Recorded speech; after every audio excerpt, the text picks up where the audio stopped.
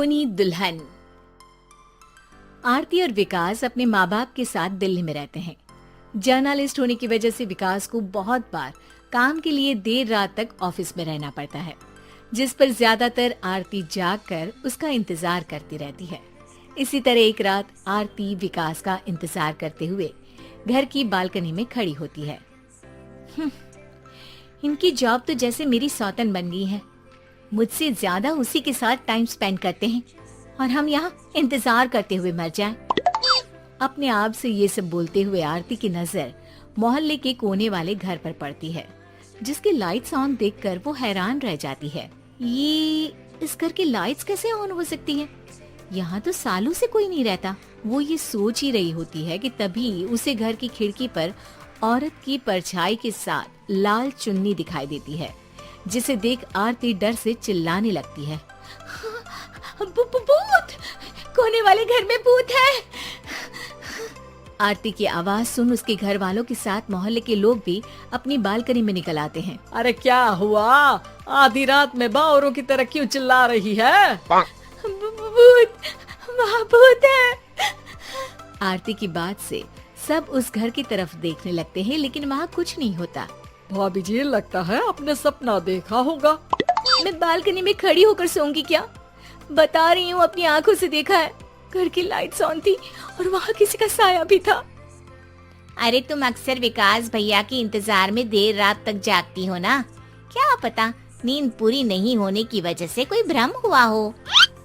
मोहल्ले के सब लोग और आरती के सास ससुर उसे समझा ही रहे होते हैं कि अचानक उसी घर से किसी औरत के गाने की आवाज सुनाई देती है।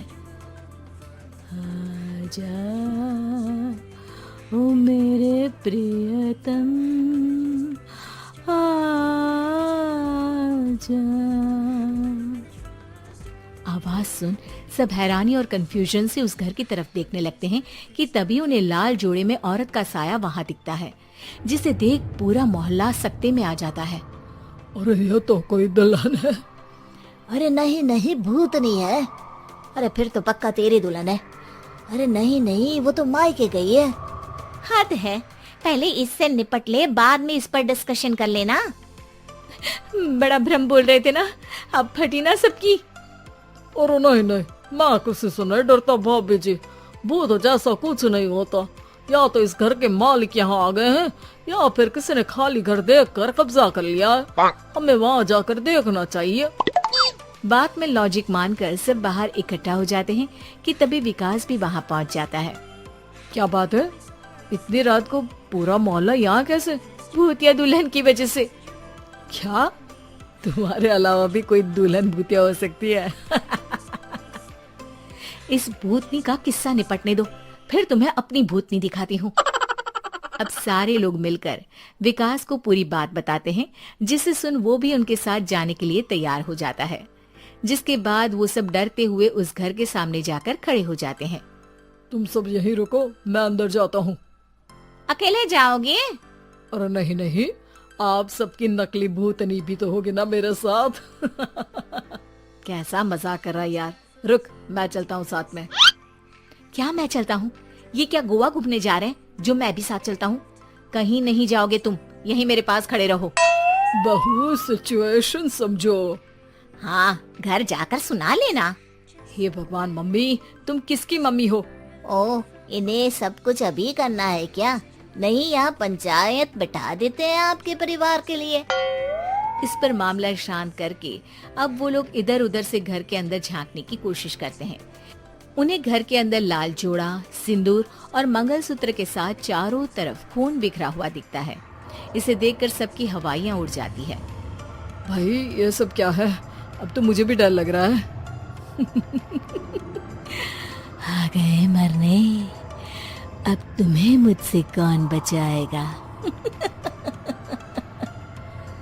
उस नजारे के साथ सोने पर सुहागे की तरह भूतनी की आवाज सुन वो सब तुरंत वहाँ से भाग खड़े होते हैं।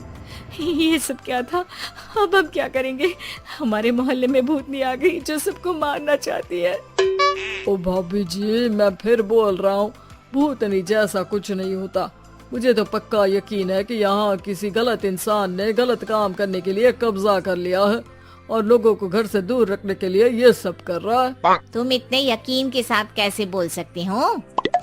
फिल्मों में ऐसे ही तो दिखाते हैं। हे भगवान, ये फिल्म नहीं, ये रियल लाइफ है। हमें शांति से कुछ सोचना चाहिए। सब हमारे घर चलो।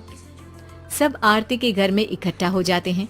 रात भर आधी नींद और बिल्कुल ना चल रहे दिमाग के साथ सब सॉल्यूशन सोचने की बहुत कोशिश करते हैं, लेकिन कुछ नहीं होता।